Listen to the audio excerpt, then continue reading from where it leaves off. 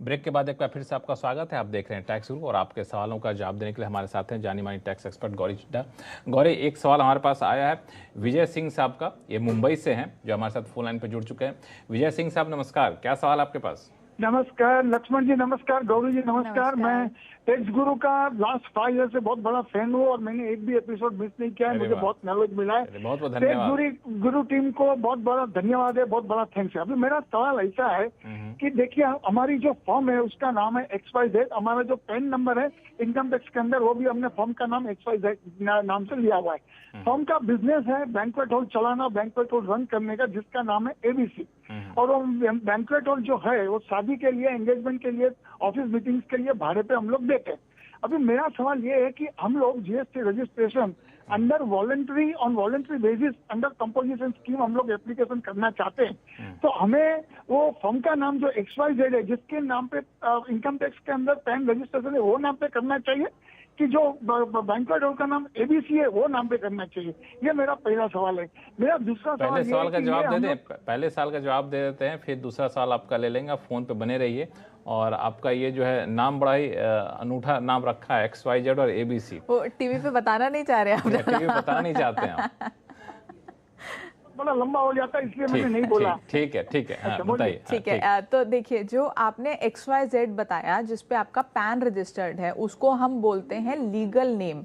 और जो आपका ABC आपने बताया, जिस नाम पे आपका बैंक्वेट हॉल, जहाँ पे आपका बोर्ड लगा होगा, बैनर लगा होगा, जिस नाम को आप एडवर्टाइज करते होंगे, उसको हम बोलते हैं ट्रेड नेम।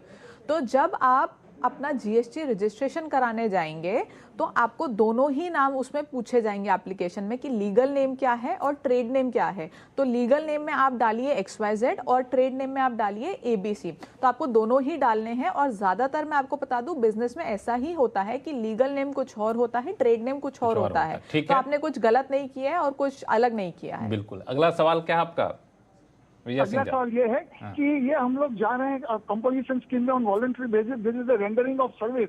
तो उसमें थ्रेशोल्ड अपर लिमिट कितनी है? 20 लाख की है, 40 लाख की है, कितनी है उसके अंदर? और हमें रेट ऑफ टैक्स क्या भरना पड़ेगा, जो गवर्नमेंट को रेट ऑफ टैक्स भरना पड़ेगा वो? ठीक है। देखिए, कॉम्पोजिशन जो सर्विसेज के लिए बनाई गई है, उसमें जो अपर लिमिट है वो है 50 लाख।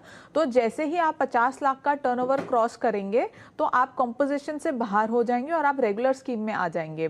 और जो रेट कॉम्पोजिशन का रखा गया है फॉर सर्विसेज वो है 6%। तो आपको 6% के रेट पे आपको देना होगा। और इस केस में आपको कोई इनपुट नहीं मिलता है, क्योंकि कॉम्पोजिशन स्कीम का सबसे मेन रूल ये है कि आपको कोई भी इनपुट आप अवेल नहीं कर सकते हैं। तो सारे इनपुट आपके डेड इनपुट हो गए और जो आपका आउटपुट है उस पे आपको 6% का टैक्स देना होगा।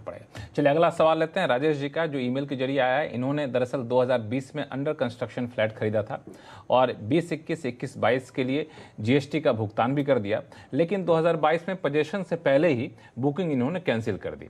अब बिल्डर ने रिफंड देने से तो मना कर दिया। अब जानना चाहता है कि GST जो हमने चुकाया, क्या वो रिफंड मिल सकता है? क्या मिलेगा तो कैसे? गौरी, देखिए, थोड़ा सा मुश्किल है। यूजुअली ऐसे केसेस में GST का रिफंड बिल्डर देता नहीं है, लेकिन अगर कोई रिफंड दे सकता है, अगर आप बिल्डर को मना सकते हैं, तो आप बिल्डर को बोलिए कि अपनी रिटर्न में जो आगे की रिटर्न्स वो भर रहे हैं उसमें एडजस्टमेंट करें। जो सेल की एडजस्टमेंट है B2C में, वो एडजस्ट करें या क्रेडिट नोट इशू करें और दें। हालांकि मुझे ऐसा लगता है कि जो बिल्डर है उनको कन्विंस करना थोड़ा सा मुश्किल होगा, क्योंकि जो GST रिटर्न है वो जा चुकी होती है, तो कोई भी आगे की रिटर्न्स को अपना छेड़ना नहीं चाहता है। लेकिन आप कन्विंस कर सकते हैं तो वो आपको रिफंड दे दें। कोशिश करिए, शायद मिल जाए, लेकिन आसान नहीं होगा।